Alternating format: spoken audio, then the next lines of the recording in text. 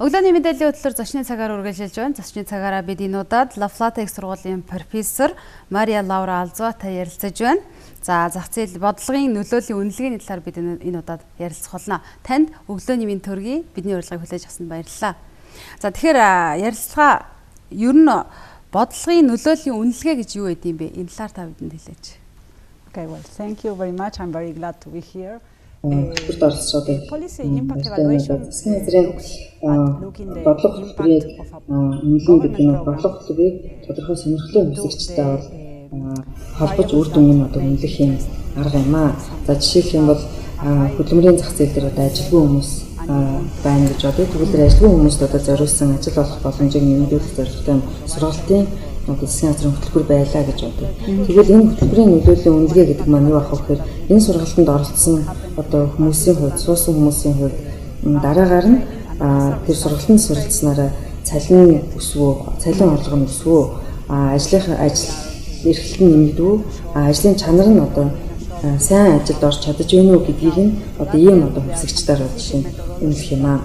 За яагаад ийм үнэлгээний арга чухал байдаг вэ гэхээр шууд одоо сургалтанд хамрагдсан хүмүүсийн жишээлх юм бол хөдөлмөр эрхлэлтийн үр дүнгээр нь хөтөлбөрийн нөлөөллийг үнэлэхээр энд бол учир дутагдaltaй юм байдаг. Яагаад гэвэл тухайн одоо тэр хөтөлбөртөө зэрэгцээд эдийн засгийн байдал ямар байгаа гэдгээс бол бас яг хөтөлбөрийн цэвэр нөлөөг заримдаа олгох боломжгүй байдаг.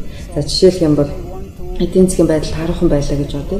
Хөтөлбөр хэрэгжээд тэр сургалтанд хамрагдсан хүмүүс ажилд орсон байдал нь бол нэгэнт эдийн засгийн байдал таархан байгаа учраас угаасаа таархан байж таарна. Гэтэл үүнээс болоод хөтөлбөр муу хэрэгжлээ гэж хэлж болохгүй.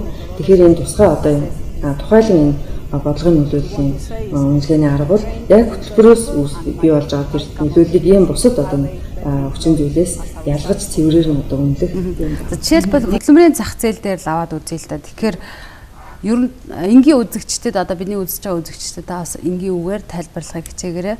Ер нь ямар ач холбогдолтой байх вэ гэдгийг бас та бас энгийнээр тайлбарлаач. Яг энэ үр дүн шинжилгээ хийснээр.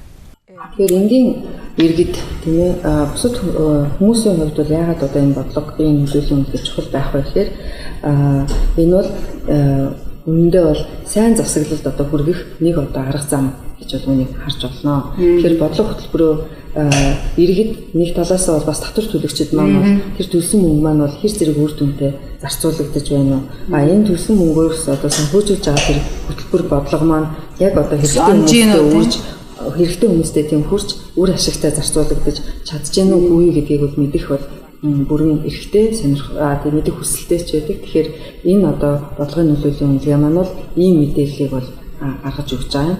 За яг бодлогын нөлөөлийн зүгээр үнэлгээнд дээр бол нэг юм зүйл нь бол нийтэд одоо хүргэхтэй бол бас яг тэдний ойлгох байдлаар гэдэг юм уу тэдэнд одоо ойлгомжтойгоор хүргэх бол бас нэг чухал ажил байдаг юм аа.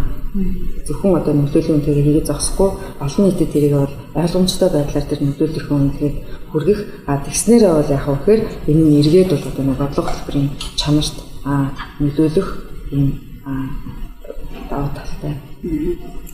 За тэгэхээр дараагийн асуудал нь яг энэ бодлогын нөлөөллийн үнэлгээтэй холбогдуулаад олон улсад ер нь яг яаж ашигладгийг одоо нэг жишээ татаад тийм ээ яг энэ улсад бол маш сайн хэрэгжүүлдэг, үр дүн маш сайн гардаг гэвэл та ямар улсыг онцлох вэ?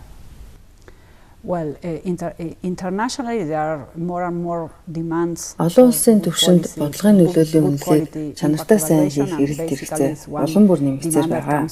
Ялангуяа эх жилүүдэд олон улсын донор байгууллагын зүгээс эрэлт бүр ч их нэмэгдэх хандлагатай харагдаж байгаа. Донор байгууллагууд өөрсдийн хэрэгжүүлсэн төсөл хөтөлбөрт зарцуулсан мөнгөнийхөө өр өгөөжийг хэмжих эрэлт хэрэгцээтэй байдаг. Жишээ нь 50 жилийн өмнө аль нэг донор байгууллага Африкийн нэг ядуу улсад усны чанар сайжруулах зорилгоор хандив өгчгөөд түүнийхээ үр дүнг эдийн ширхэг усны насоос тавьсан байгааг тоолоод л хэмжиж байсан баг. Одоо бол ийм байдлаар үр дүнг хэмжих хэрэгтэй биш ээ. Өнөөдөр иймэрхүү хөтөлбөрийн үр дүнг хэмжихдээ тухайн усны насоос тавьсан орон нутгийн хүүхдүүдийн эрүүл мэнд нь сайжирч байна уу? Халдвар түвшний тоо буурж байна уу гэх зэргийг мэдэж байж бодлогын нөлөөллийг нь хэмждэг. Тэгэхээр бодлогын нөлөөллийг хэмжих эрэлт их болж байгаа. Some countries have Мэдээж хэрэг different- улс орон бүр different countries have адилгүй different levels нөлөөллийн of- үнэлгээг of- өөр өөрийн гэсэн түвшинд хэрэгжүүлж байгаа. implementation of policy Гэхдээ энэ impact аргын evaluation, but хувьд it's a tendency эрэлт нь их that өсөх хандлагатай байна. as successful examples Жинхэнэ of- утгаар нь of бодлогын really нөлөөллийн a үнэлгээг хийж policy evaluation энэ нь that- өөрийн that улсын really боломжит went хэлязгаараас beyond, давж амжилттай болсон жишээ бол country frontiers, I Мексикийн would say the- нөхцөлтөөгөр the бэлэн first, мөнгө тараах прогрессээ нэртэй Mexican хөтөлбөр юм.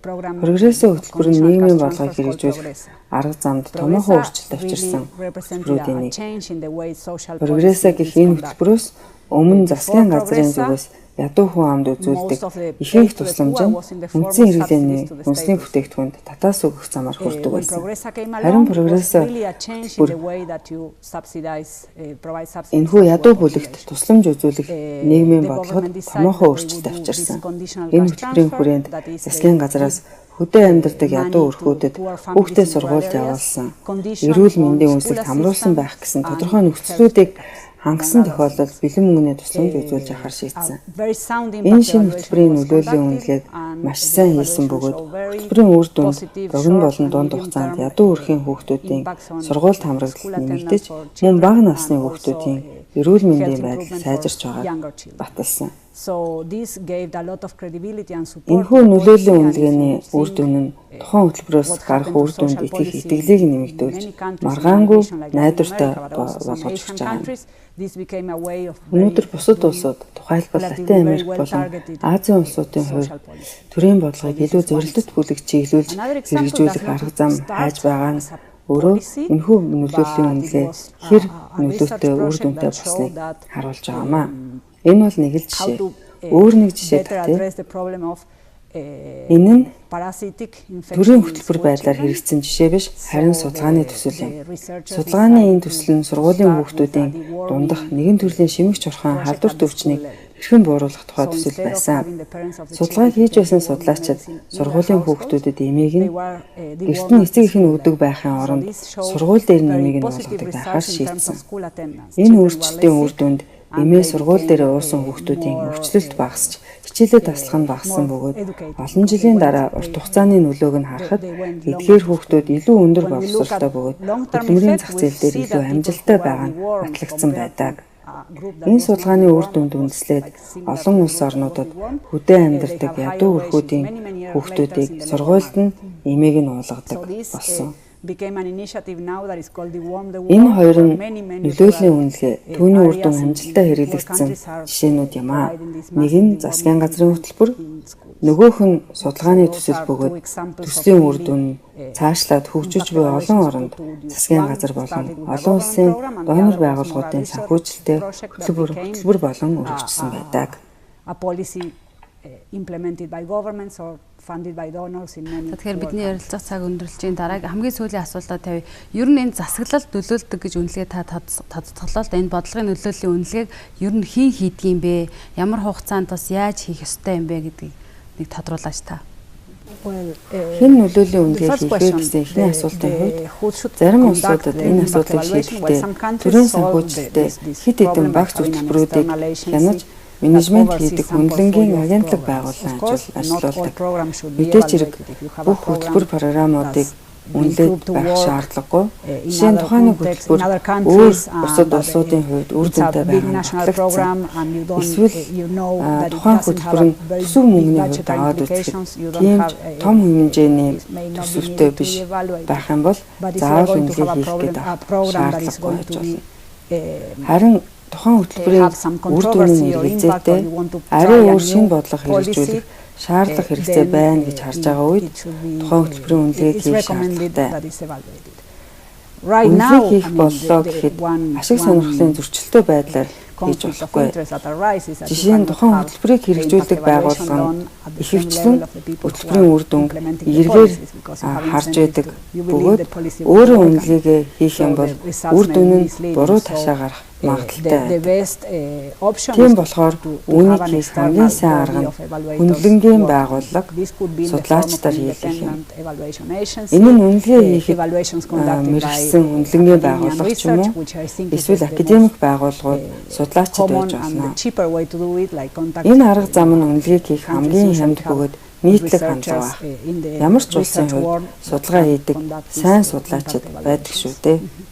За баярлалаа танд өглөө манай студид ирж ярилцлага өгсөнд баярлалаа танд, таны ажилд амжилт хүсье.